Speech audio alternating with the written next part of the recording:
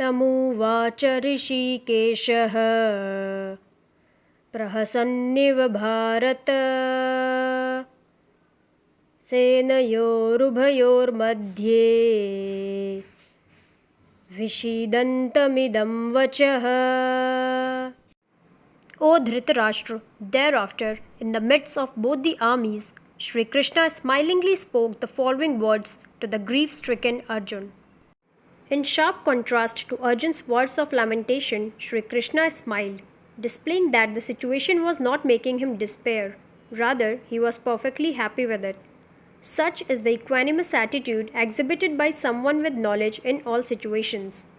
With our incomplete understanding, we find faults with the situations we are in.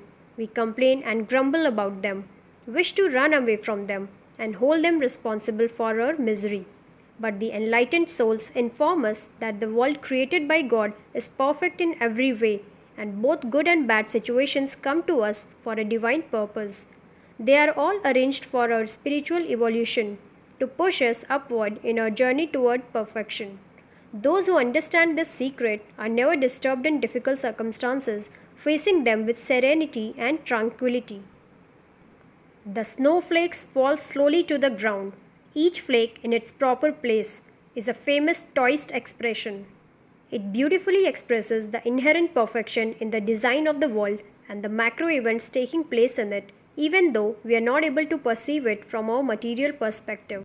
The Chandogya Upanishad explains why earthquakes, hurricanes, cyclones, floods, and typhoons are created in the world by God as a part of the grand scheme of things. It states that God deliberately creates difficult situations to prevent people from slowing down in their journey of spiritual progress. When people become complacent, a natural calamity comes along, forcing the souls to strain their abilities to cope with it, which ensures their progress. However, it must be noted that the progress being talked about here is not the external increase of material luxuries, but the internal unfoldment of the glorious divinity of the soul over a continuum of lifetime. This verse captures a beautiful, almost paradoxical moment. Arjuna is drowning in sorrow, but Krishna smiles. Krishna is about to take control of Arjun's mind and senses, guiding him toward wisdom. Krishna's smile is not mocking but compassionate. He smiles because Arjun's despair is born of ignorance, of forgetting his eternal self.